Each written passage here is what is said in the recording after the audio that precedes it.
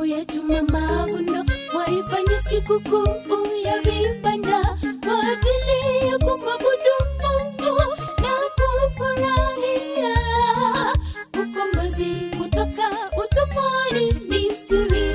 Katika sikukuu hii tunatiwa nguvu, tunaunganishwa na mbingu, tunarejeshwa mawazo yetu kutoka dhambini, tunapata mafuta kwa ajili ya kuendelea na katika sikukuu hii tunatiwa nguvu, tunaunganishwa na mbingu, tunarejeshwa mawazo yetu kutoka dhambini, tunapata mafuta kwa ajili ya kuendelea na safari.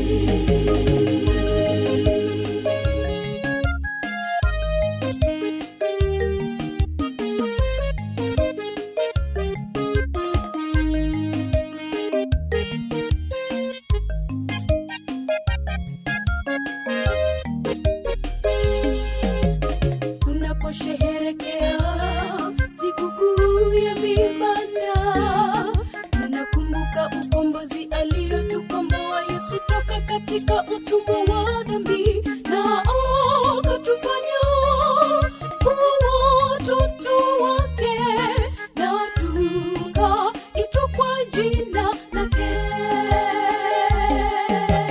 Tunaposherehekea sikukuu ya vibanda, tunakumbuka ukombozi aliotukomboa Yesu toka katika utumwa wa dhambi, na akatufanya kuwa watoto wake, na tukaitwa kwa jina lake.